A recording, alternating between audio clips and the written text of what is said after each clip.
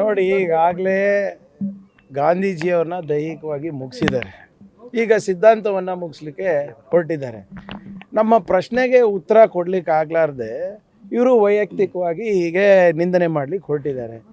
ಈಗ ನಮ್ಮ ಜಾಹೀರಾತು ಇರ್ಬೋದು, ಅವರ ಜಾಹೀರಾತಲ್ಲಿ ವ್ಯತ್ಯಾಸ ನೋಡಿ. ನಾವು ಸಾರ್ವಜನಿಕರ ಪ್ರಶ್ನೆಗೆ ಉತ್ತರವನ್ನು ಕೇಳಿದ್ದೀವಿ. ಇವ್ರ ಜಾಹೀರಾತಿನಲ್ಲಿ ಏನಿದೆ? ಉದ್ದೇಶಪೂರ್ವಕವಾಗಿ ಗಾಂಧೀಜಿಯವರು ಹಿಂಸೆ ಮಾಡೋದು ತೋರಿಸೋದಿದೆ. ನಮ್ಮ ದಲಿತ ನಾಯಕರಿರ್ಬೋದು, ಹಿಂದುಳಿದ ವರ್ಗದ ನಾಯಕರಿರ್ಬೋದು, ಪಕ್ಷದ ನಾಯಕರಿರ್ಬೋದು, ಅವರಿಗೆ ಅನ್ಸೋದಂತ ಇದೆ. ಇವರು ಏನು ಪ್ರಶ್ನೆಗಳು ಕೇಳ್ತಾ ಇದ್ದಾರೆ, ಎಲ್ಲ ಪ್ರಶ್ನೆಗಳಿಗೂ ನಾನು ಅಲ್ಲಿ ಉತ್ತರದ 2 ಸರಿ ಕೊಟ್ಟಿದ್ದೀನಲ್ಲ. ಒಂದು ಸರಿ ಅಸೆಂಬ್ಲಿನಲ್ಲಿ ಕೊಟ್ಟೆ, ಒಂದು ಸರಿ ಕೌನ್ಸಿಲ್ನಲ್ಲಿ ಕೊಟ್ಟೆ. ಈ BJP ಅಸಮರ್ಥ ನಾಯಕರು ಇದ್ರ ಬಗ್ಗೆ ಯಾಕೆ ಚರ್ಚೆ ಮಾಡಿಲ್ಲ? ಯಾಕೆ ಇವರು ಸಭಾತ್ಯಾಗ ಮಾಡಿಬಿಟ್ಟು ಹೋದರು? ಯಾಕೆ ನಮ್ಮ ಉತ್ತರ ಕೇಳಲಿಕ್ಕೆ ಆಸಕ್ತಿ ಇರಲಿಲ್ಲ? ಆಮೇಲೆ ಇವರೇನು ಭ್ರಷ್ಟಾಚಾರ ನಡೆದಿದೆ ಅಂತ ಹೇಳ್ತಾ ಇದ್ದಾರಲ್ಲ. For the kind information of my dear BJP leaders, social audit ಅಂತ ಒಂದಿದೆ. ಕರ್ನಾಟಕದಲ್ಲಿ 2013-14 ಇಸ್ವಿನಲ್ಲಿ ಪ್ರಾರಂಭ ಮಾಡಿದ್ದು. ನಿಮ್ಮ ಗುಜರಾತ್ ಮಾಡೆಲ್ ಆಫ್ ಡೆವಲಪ್ಮೆಂಟಲ್ಲಿ ನಿಮ್ಮ ಪ್ರಿಯ ಪ್ರಧಾನಮಂತ್ರಿಯವರ ರಾಜ್ಯದಲ್ಲಿ 2021-22ಕ್ಕೆ ಅಂದರೆ 3.5-4 ವರ್ಷದ ಹಿಂದೆ ಸೋಷಿಯಲ್ ಆಡಿಟ್ ಬಂದಿದ್ದು. ನಿಮ್ಮ ಗುಜರಾತ್ ಮಾಡೆಲ್ ಆಫ್ ಡೆವಲಪ್ಮೆಂಟ್ನಲ್ಲಿ ಮೊನ್ನೆ ಈಗ ಒಂದು 4 ತಿಂಗಳ ಹಿಂದೆ ನಿಮ್ಮ ಗುಜರಾತ್ ಸಚಿವರ 2 ಮಕ್ಕಳು ಅರೆಸ್ಟ್ ಆಗಿದ್ದಾರೆ. ಯಾವುದಕ್ಕೆ? 71 ಕೋಟಿ ರೂಪಾಯಿ ಹಗರಣ ಮಾಡಿದ್ದಕ್ಕೆ ಮನ್ರೇಗಾನಲ್ಲಿ. ಇನ್ನು 150 ಕೋಟಿ ಎಕ್ಸ್ಟ್ರಾ, 71 ಹೊರತುಪಡಿಸಿ 150 ಕೋಟಿ ರೂಪಾಯಿ ಹಗರಣದಲ್ಲಿ ಸಿಕ್ಕಾಕೊಂಡಿದ್ದಾರೆ, ಅರೆಸ್ಟ್ ಆಗಿದ್ದಾರೆ. ಕೋರ್ಟಿಂದ ಬೇಲ್ ಕೂಡ ಸಿಗ್ತಾ ಇಲ್ಲ ಅವರಿಗೆ. ಚರ್ಚೆ ಮಾಡೋಂಗಿದ್ರೆ ಮಾಡ್ಬೋದಾಗಿತ್ತು ಅಸೆಂಬ್ಲಿನಲ್ಲಿ, ಯಾಕೆ ಮಾಡಿಲ್ಲ? ಉತ್ತರ ಪ್ರದೇಶನಲ್ಲಿ ಸತ್ತಿರೋರ ಹೆಸರು ಮೇಲೆ ಮನ್ರೇಗಾ ಕಾರ್ಡ್ನಲ್ಲಿ ದುಡ್ಡು ಹೋಗ್ತಾ ಇದೆ. ಕೋರ್ಟೇ ಆದೇಶ ಮಾಡಿದೆ, ಉತ್ತರ ಪ್ರದೇಶ ಹೈಕೋರ್ಟು, ಇದನ್ನು ನೀವು ನಿಯಂತ್ರಣ ಮಾಡಬೇಕು ಅಂತ. ಮಾತಾಡೋಣ ಬನ್ನಿ. ಯಾರು ಸಂಗಪ್ಪ, ಯಾರು ನುಂಗಪ್ಪ, ಯಾರು?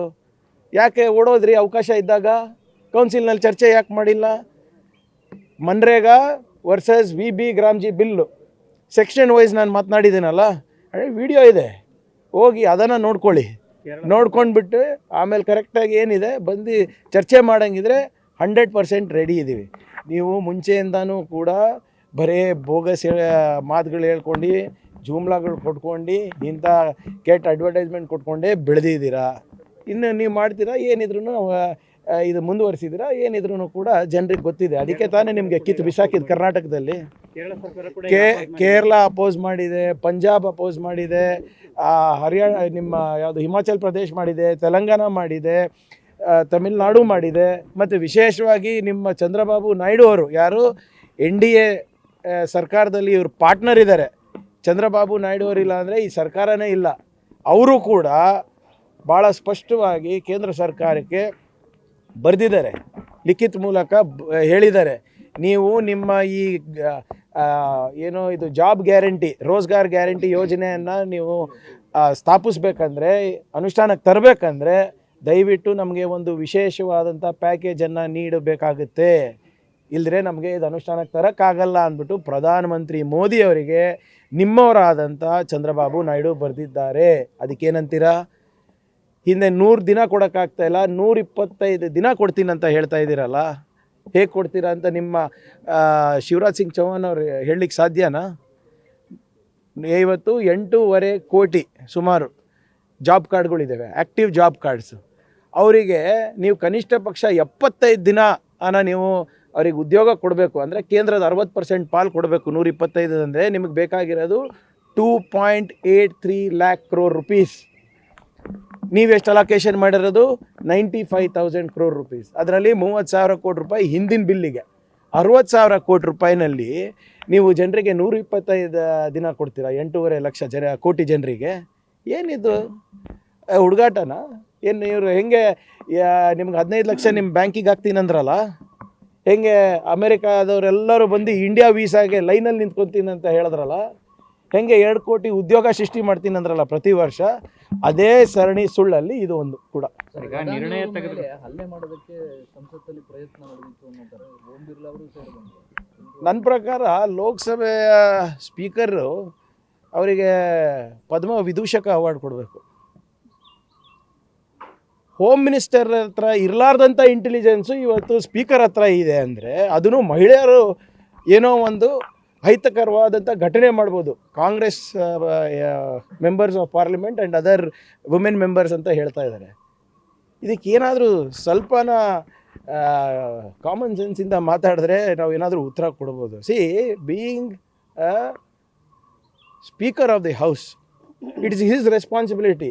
ಅಂದರೆ ಇವ್ರೇನು ಹೇಳ್ತಾ ಇದ್ದಾರೆ ಅಂದರೆ, ಇವ್ರು ಅಮಿತ್ ಶಾ ಅವ್ರ ಹತ್ರ ಇರಲಾರ್ದಂಥ, ಅಂದರೆ ಹೋಮ್ ಮಿನಿಸ್ಟರ್ ಹತ್ರ ಇರಲಾರ್ದಂಥ ಇಂಟೆಲಿಜೆನ್ಸು ಸ್ಪೀಕರ್ ಹತ್ರ ಇದೆ, ಮತ್ತು ಸದನದಲ್ಲಿ ಪ್ರಧಾನಮಂತ್ರಿಗೆ ರಕ್ಷಣೆ ಇಲ್ಲ ಅಂತ ಹೇಳ್ತಾ ಇದ್ದರೆ ಯಾರಾದರೂ ನಂಬ್ತಾರಾ ಇವರೇ?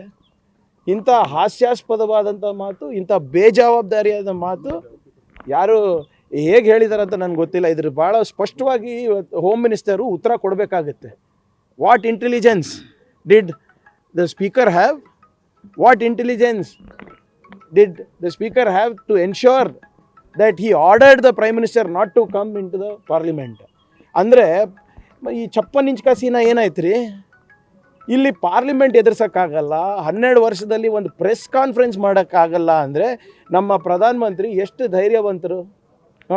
ನಿಮ್ಮ ಪ್ರಶ್ನೆಗೂ ಉತ್ತರ ಇಲ್ಲ, ಪಾರ್ಲಿಮೆಂಟ್ನಲ್ಲಿ ವಿರೋಧ ಪಕ್ಷದವರ ಪ್ರಶ್ನೆಗೂ ಉತ್ತರ ಇಲ್ಲ ಅಂದರೆ ಈ 56 ಇಂಚ್ ಕಸಿನ ಎಷ್ಟಿದೆ ಅಂತ ತಮಗೆ ಅರ್ಥ ಆಗುತ್ತೆ. Allegation that the Congress MPs were allegedly trying to attack or assault the Prime Minister if he enters the parliament. So that's exactly what I'm asking. What is the intel that the Speaker has that the Home Minister of India does not have? And how incapable is the Home Minister of India? And if the Prime Minister is scared to enter the parliament to answer the opposition's questions, we know that 56 inch ka Sina is only in speeches. Has he addressed one press conference in the last 12 years? Has he addressed any questions posed by the opposition? In every parliament across the world, Epstein files is being discussed. Yesterday in UK parliament, they tore down the UK Prime Minister on the Epstein files. Why is he so scared to discuss the Epstein files in the parliament? Why is he so scared to discuss what happened between India and China? Why is the Prime Minister so scared to discuss the Pradhan Mantri Kaushalya Vikas Yojana CAG audit report? Are we making these stories up? It's not fiction. There are documents that are available with the US, which have been published by the government of United States. There are documents that have been published by the retired chief of staff, the general who is in the army. And these things, if it's not being discussed in the parliament, what is the Prime Minister trying to hide?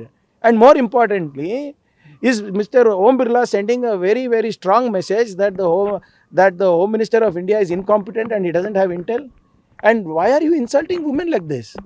Show me one instance in the history of the Indian Parliament where Indian women MPs have done any kind of atrocity, have indulged in any kind of violence or any inappropriate behavior.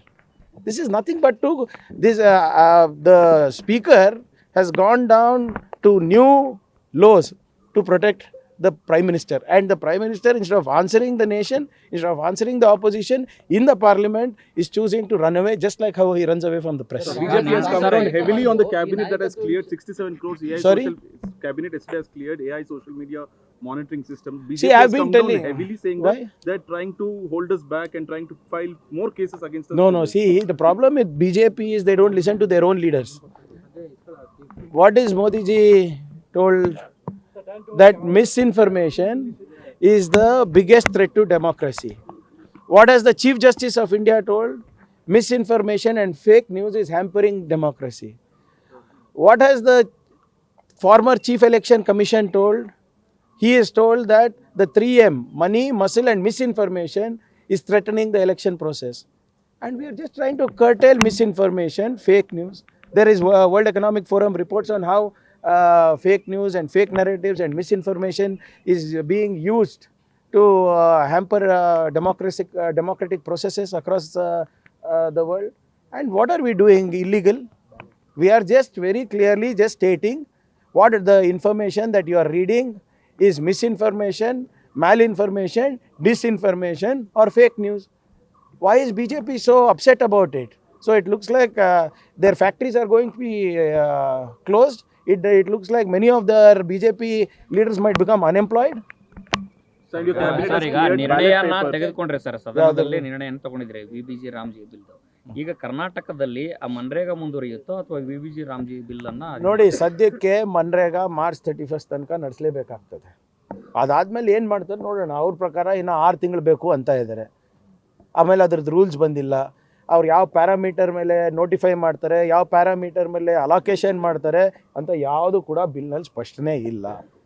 60 ದಿನ ನಿಷೇಧ ಮಾಡಿದ್ದಾರೆ. ಇದಕ್ಕೆಲ್ಲ ಉತ್ತರ ಕೊಡ್ಬೋದಾಗಿತ್ತಲ್ಲ. ಇಷ್ಟು ಚೆನ್ನಾಗಿದ್ದರೆ bill, ಯಾಕೆ ನಮ್ಮ BJP ನಾಯಕರು ಮೇಲ್ಮನೆ ಮತ್ತು ಕೆಳಗಿನ ಮನೆಯಲ್ಲಿ ಓಡೋದ್ರು? ಅಸೆಂಬ್ಲಿನಲ್ಲೂ ಉತ್ತರ ಕೊಡ್ಬೋದಾಗಿತ್ತು, ಕೌನ್ಸಿಲ್ನಲ್ಲೂ ಉತ್ತರ ಕೊಡ್ಬೋದಾಗಿತ್ತು, ಅಥವಾ ಪ್ರಶ್ನೆ ಕೇಳ್ಬೋದಾಗಿತ್ತು. ಓಡೋಗ್ಬಿಟ್ಟು ಇವತ್ತು ಜಾಹೀರಾತು ಮೂಲಕ ಪ್ರಶ್ನೆಗಳು ಕೇಳಿದ್ರೆ 2 ವಾರ ನಡೆಸಿದ್ವಲ್ರಿ, ಯಾಕೆ ಅದರಲ್ಲಿ ಉತ್ತರ ಕೊಟ್ಟಿಲ್ಲ BJP ಅವರು? Ballot papers. ಈಗಾಗಲೇ ನಾವು ನೋಟಿಸ್ ಇಶ್ಯೂ ಮಾಡಿದ್ದೀವಿ ಎಲ್ಲ DC-ಗಳಿಗೆ. ಎಲ್ಲೆಲ್ಲಿ ಪಂಚಾಯತ್ ಅವಧಿ ಮುಗಿದಿದೆ, ಎಲೆಕ್ಷನ್ ಪ್ರಕ್ರಿಯೆಗಳನ್ನು ಪ್ರಾರಂಭ ಮಾಡಿ ಅಂತ. We will do it. So what was the basis Sir, that ballot you obtained paper- ballot papers? Reservation as per ರೂಲ್ಸೇ ಆಗಬೇಕಲ್ಲ ಇವ್ರೆ. ಅದನ್ನು ನಾವೇನು ಹೊಸ ರಿಸರ್ವೇಷನ್ ಮಾಡೋಕ್ಕಾಗಲ್ಲ. ಕೆಲವು ಪುನರ್ವಿಂಗಡಣೆ ಅದಕ್ಕೂ ಒಂದು ಪ್ರೊಸೆಸ್ ಇರ್ತದೆ. ಆ ಪ್ರೊಸೆಸನ್ನು ಫಾಲೋ Was it ಮಾಡಿ a ಮಾಡ್ತೀವಿ. conscious decision to retain the ballot paper system in panchayat system? What is wrong with that? Which rule, which law of the constitution am I overlooking or I'm breaking? Nothing. Congress ತಂದಿರೋ advertisement against you, sir, regarding They didn't give it against me. You mean Congress? Sangappa is annoyed. See, you have to understand. Sangappa is annoyed. Sangappa has asked BJP, why you are keeping quiet? So they released an advertisement. What's this thing? But have they justified it? They had 2 weeks in the council and assembly to justify Modiji's new master stroke. Why didn't they do? See, BJP doesn't have a mind of its own. RSS controls it. So they are upset about Sangappa and that's why they have done it. ಕಾಂಗ್ರೆಸ್ನವರು ಗಾಂಧೀಜಿ ಉಪನಾಮ ಕದ್ದಿದ್ದಾರೆ ಅಂತ ಪ್ರಧಾನಿ ರಾಹುಲ್ ಗಾಂಧಿ ಮತ್ತೆ ಕಾಂಗ್ರೆಸ್ನವರು ಇತಿಹಾಸ ಗೊತ್ತಿರಲಾರ್ದವ್ರಿಗೆ ಏನ್ರಿ ಮಾತಾಡ್ತೀರಾ? ಇವ್ರಿಗೆ ಏನಾದರೂ ಇತಿಹಾಸ ಗೊತ್ತಿದೆಯಾ? ಮೋದಿಯವ್ರಿಗೆ ಇತಿಹಾಸ ಗೊತ್ತಿದೆಯಾ? ಹೊಸ ಇತಿಹಾಸವನ್ನೇ ಸೃಷ್ಟಿ ಮಾಡ್ಲಿಕ್ಕೆ ಹೊಡ್ತಾ ಇದ್ದಾರಲ್ಲ. ಎಲ್ಲ ಇತಿಹಾಸ ಪುಟಗಳನ್ನು ಹರಿದು ಎಲ್ಲ ಟೆಕ್ಸ್ಟ್ ಬುಕ್ಕನ್ನು ಚೇಂಜ್ ಮಾಡ್ತಾ ಇದ್ದಾರೆ, ಯೂನಿವರ್ಸಿಟಿ ಸಿಲೆಬಸನ್ನು ಚೇಂಜ್ ಮಾಡ್ತಾ ಇದ್ದಾರೆ. ಆಯ್ತು ರೀ, ಒಂದು ವೇಳೆ ನಾವು ಗಾಂಧಿಯವ್ರ ಹೆಸರು ತೊಗೊಂಡು ನಾನು ಇವಾಗ ಬೇರೆ ಹೆಸರು ಇಟ್ಕೋಬೇಕಂತೀನಿ, ಏನು ಕಾನ್ಸ್ಟಿಟ್ಯೂಷನಲ್ಲಿ ತಪ್ಪ ಅದು? ಇವ್ರು ಸರ್ದಾರ್ ಪಟೇಲ್ ಹೆಸರು ತೆಗೆದುಬಿಟ್ಟು ಇವ್ರ ಹೆಸರು ಇಟ್ಕೊಂಡಿದ್ದಾರಲ್ಲ ಸ್ಟೇಡಿಯಮ್ಮಿಗೆ, ಅದು ಸರಿನಾ? ಮೋದಿಯವರು ನರೇಂದ್ರ ಮೋದಿ ಸ್ಟೇಡಿಯಮ್ಮು ಯಾರ ಹೆಸರು ಕಿತ್ತು ಮಾಡಿದ್ದು?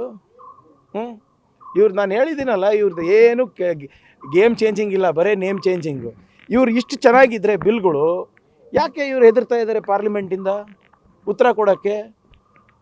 ಒಂದೇ ಒಂದು ಪ್ರೆಸ್ ಕಾನ್ಫರೆನ್ಸಲ್ಲಿ ಕೂತ್ಕೊಂಡ್ಬಿಡ್ಲಿ ಸರ್, ಸಾಕು ನಮಗೆ. ನೀವು ದಿನ ಬಂದು ಇಷ್ಟೆಲ್ಲ ನಮ್ಮ ಪ್ರಶ್ನೆ ಕೇಳ್ತೀರಲ್ಲ, ನಾವು ಎಲ್ಲದಕ್ಕೂ ಉತ್ತರ ಕೊಡ್ತೀವಿ, ಸರಿನೋ ತಪ್ಪು, ಪಾರದರ್ಶಕವಾಗಿ ಪ್ರಾಮಾಣಿಕವಾಗಿ ನಿಮ್ಮ ಎದುರು ನಿಂತು ನಾವು ಮಾತಾಡ್ತೀವಿ. ಆ ಧೈರ್ಯ ಪ್ರಧಾನಮಂತ್ರಿಗೆ ಇಲ್ವಾ? ರಾಹುಲ್ ಗಾಂಧಿ ಅವ್ರು ಪ್ರೆಸ್ ಕಾನ್ಫರೆನ್ಸ್ ಮಾಡಿದಾಗ 500 ಜನ ಪ್ರೆಸ್ನವ್ರು ಇರ್ತಾರೆ. ಅವ್ರು ಏನು ಕೇಳಿದ್ರು ಕೂಡ ಉತ್ತರಿಸ್ತಾರೆ, ಯಾವುದೇ ಮುಜುಗರ ಇರಲಾರ್ದೆ ಪ್ರಾಮಾಣಿಕವಾಗಿ. ಗೊತ್ತಿದೆ ಅಂತಾರೆ, ಗೊತ್ತಿಲ್ಲ ಅಂದರೆ ಇಲ್ಲ ಅಂತಾರೆ. ಪ್ರಧಾನಮಂತ್ರಿ ಅವರು ಏನು ಮಾಡ್ತಾರೆ? ಅವ್ರು ಕೆಲವು ಯಾರಿಗೆ ದುಡ್ಡು ಕೊಟ್ಟಿರುವಂಥ ಮಾಧ್ಯಮದಾಗೆ ಅವ್ರಿಗೆ ಕರೆಸ್ಬಿಟ್ಟು ಮಾವಿನಕಾಯಿ ಹೆಂಗೆ ತಿಂತೀನಿ, ವಾಚ್ ಯಾಕೆ ಲೆಫ್ಟ್ ಹ್ಯಾಂಡ್ನಲ್ಲಿ ಉಲ್ಟಾ ಹಾಕ್ಕೊತೀನಿ, ನನಗೆ ಮೆಮೊರಿ ಪವರ್ ಹೆಂಗಿದೆ, ನನ್ನ ಸ್ಕಿನ್ ಎಷ್ಟು ಚೆನ್ನಾಗಿ ಉಳಿತಾ ಇದೆ, ಅದೇ ಚರ್ಚೆ ಮಾಡೋಕ್ಕಿರೋದು ಪ್ರೈಮ್ ಮಿನಿಸ್ಟರ್ ಅವರು. ಸೊ ಇದು ಅವ್ರಿಗೆ ಧೈರ್ಯ ಇದ್ದರೆ ಒಂದು ಪ್ರೆಸ್ ಕಾನ್ಫರೆನ್ಸ್ ಅಟೆಂಡ್ ಮಾಡಲಿ ಅಪ್ಪ ಮೋದಿ ಅವರು. ಅದಾದಮೇಲೆ ಪಾರ್ಲಿಮೆಂಟ್ನಲ್ಲಿ ಉತ್ತರ ಕೊಡಿ. ಕೊನೆ ಪ್ರಶ್ನೆ ಸರ್, ಶಿವಗಂಗಾ ಬಸವರಾಜ್ ಸೇರಿದಂತೆ ಕೆಲ ಶಾಸಕರು ಹೈಕಮಾಂಡ್ ಒಂದು ನಾಯಕತ್ವದ ವಿಚಾರದ ಒಂದು ಸ್ಪಷ್ಟ ತೀರ್ಮಾನ ಕೊಡ್ಲಿ, ಆಗತ್ತೋ ಆಗಲ್ವೋ ಈ ತರದ ಒಂದು ನಮಗೆ ಕ್ಲಾರಿಟಿ. ಅವಶ್ಯಕತೆ ಇದ್ದಾಗ ಮಾನ್ಯ ಖರ್ಗೆ ಸಾಹೇಬರು, ರಾಹುಲ್ ಗಾಂಧಿ ಅವರು ನಾಯಕರಿಗೆ ಕರೆಸಿ ಮಾತನಾಡ್ತಾರೆ ಅಂತ ಭಾಳ ಸ್ಪಷ್ಟವಾಗಿ ಹೇಳಿದ್ದಾರೆ. When time comes they will decide. So ಅವ್ರ ತೀರ್ಮಾನ ಇದೆ.